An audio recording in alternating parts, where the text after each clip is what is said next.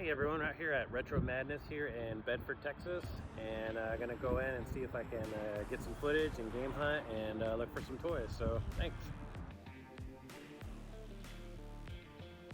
Okay, so welcome into Retro Madness in Bedford, Texas, and as you can see, you're greeted right off the bat with the retro consoles they have on display. I saw down there in the corner the Pong system we actually had when I was a kid, so that was pretty neat to see. And they have obviously the handheld game selection for Nintendo with DS, 3DS, Game Boy Advance, and then way down at the bottom there they had Game Boy games. Really good selection. I didn't see anything that popped out. I'm always on the hunt for Game Boy games lately, just ones that I actually want to have in my collection that I know I'll replay.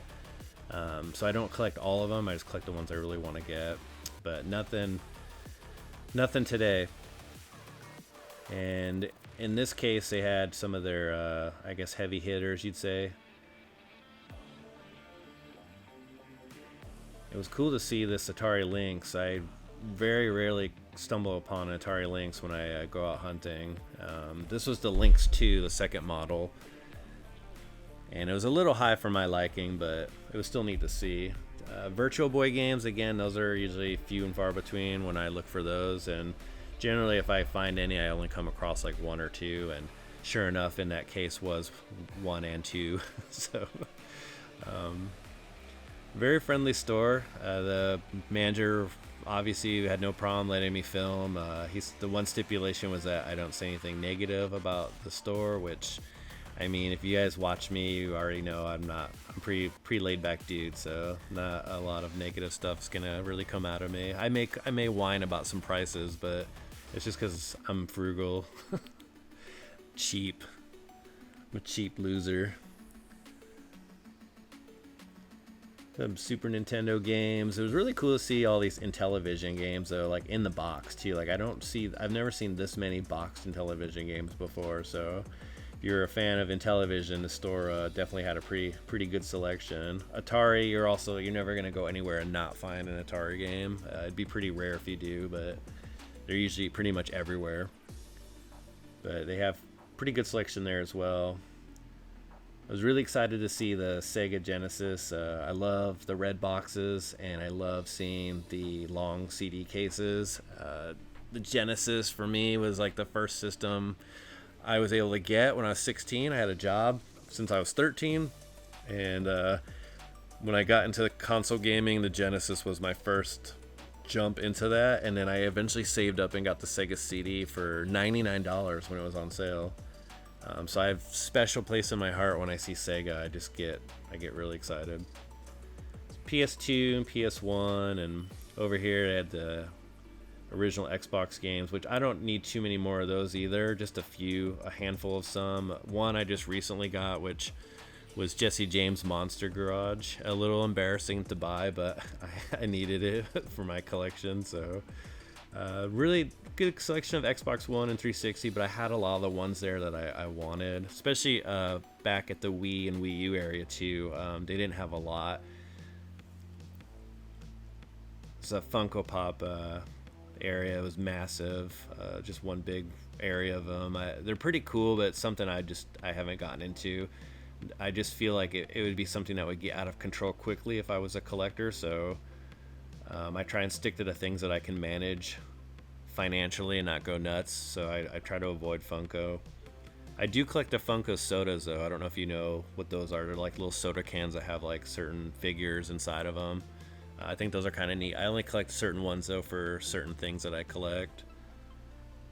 The store was pretty unique in a sense that it was very random. As you can see right there, they had Disney's Cars and like He-Man, and a lot of their display cases were just kind of a mix of different toys, so there was really no set theme, but I found that to be really fun because, you know, when you go in on these hunts and stuff, you don't really know like what you're gonna find, but another, like, it's nice when it's not all just set out, like you don't go straight to one thing and just get one thing. In this store, you jump in these aisles and there's God knows what, and I think it makes it more fun, you know. They had a lot of toys that too were also re-release toys, as well as retro and in between. This was their small Transformers GoBots case. I didn't find anything I wanted in there. There was maybe like 3 GoBots, so I'm always definitely looking for GoBots. But I would prefer to find them new in the package, but then you're going to pay definitely out the butt for those.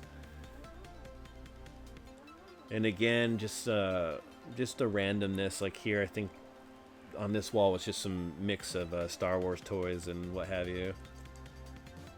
But then right around this corner they actually had like a, no kidding, dedicated Star Wars area, which I wasn't big into collecting when I was growing up. My brother though was. My brother, he was the Star Wars king. He had everything. Mine was strictly G.I. Joe, Transformers, and GoBots, and a little bit of He-Man, not too much. But yeah, he definitely would have loved this area right here. A lot of cool Star Wars stuff. A lot of cool, like I said, it was mixed between, they had the retro originals and then they had some of the modern stuff.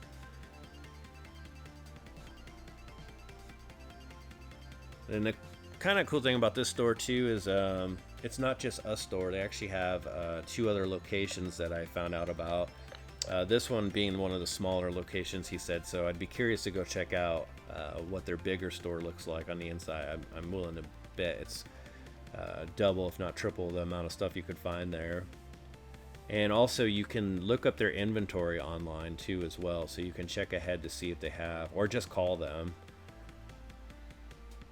The store works basically on trade. You can trade in, and you can trade for trade, or you can get store credit, but they don't do any type of cash or anything like that. They just base it on trade. So know that before, if you're looking to unload some stuff or want to get some stuff based on that. Again, yeah, just random. This is like a Star Wars DC mixed in, and here's an alien suit. And then down below I think there was like a Matrix figure.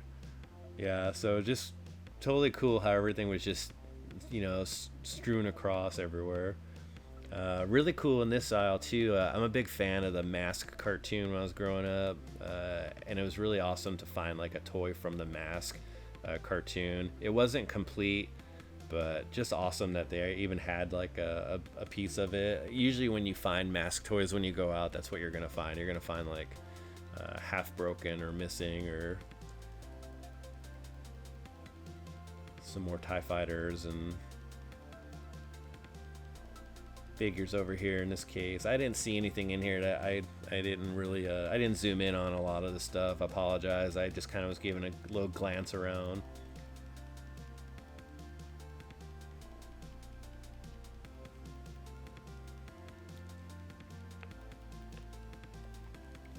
And G.I. Joe, these were some of the re-release vehicles that had just come out a while back, like the His Tank and stuff, and pretty good selection of the classified series there as well. Again, nothing I needed.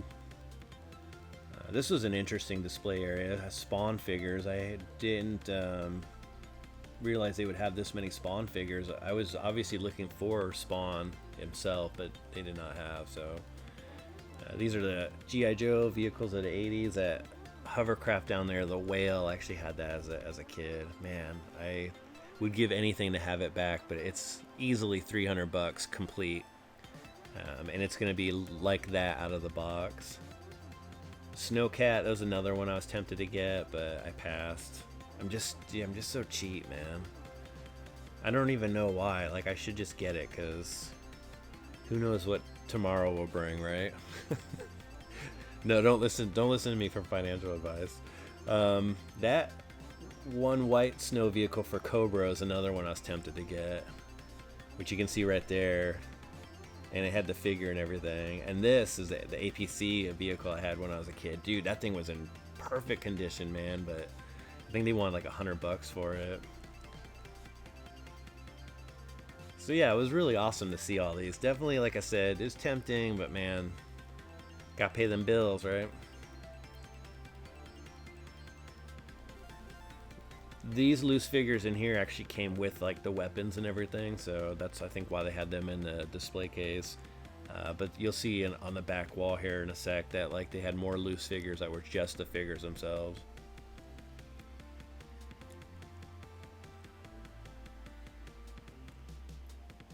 And here I found one of two Castle Grayskulls, this one being in the best condition. And these were the actual He-Man figures and accessories from the 80s that they had in there. A lot of them were in great condition too. And here's where the loose G.I. Joe figures were that I was telling you about. Nothing great, like I said. Neat to see, but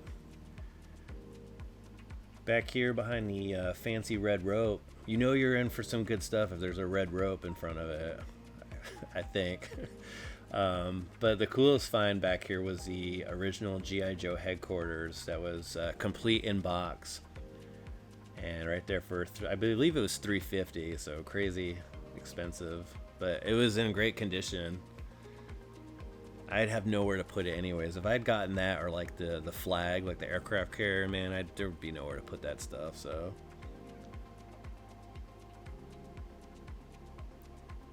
Back here was yet another random, just they had like more Funko Pops and then a couple display cases with some random figures from like Marvel, and I think I even saw a few like Halo figures.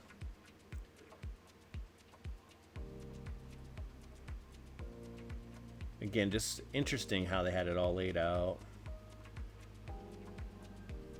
There's the other Castle Grayskull.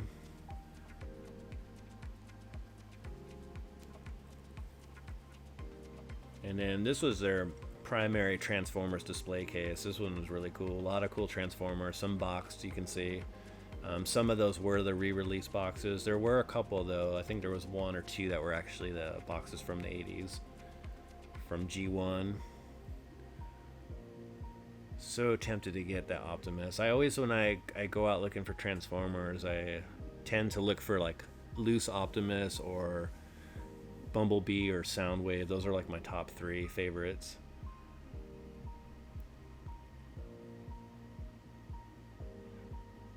But yeah, pretty cool selection. Definitely cool to see them.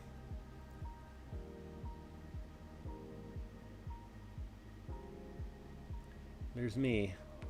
Hey everyone. The easy part's getting down to film. The hard part when you're my age or almost 50 is getting back up. It's very slow. It's a slow process. I make it look easy. And then yeah, this is just another random display case. I think this was like Star Wars and DC and G.I. Joe. You can see it's just a hodgepodge, a mix of everything, man. But again, I think it makes it fun. That's why I'm curious to see their other store, their bigger one, to see how that's laid out.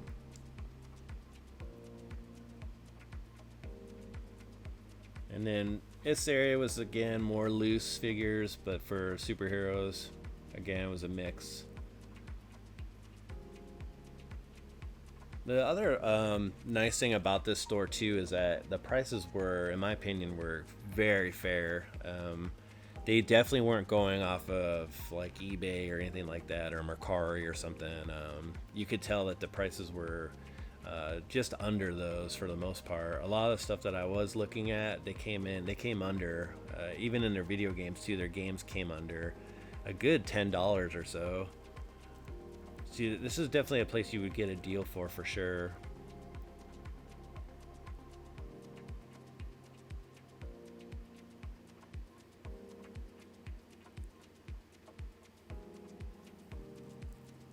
And this brings us about around to the end here. This is where we started with this display case before. This is the one that I mentioned had the Disney cars in it. Yeah, just total randomness.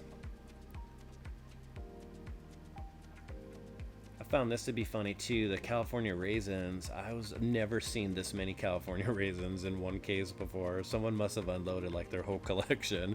Usually when I find them too, it's at like thrift stores or antique stores. They'll be in some random section, you know.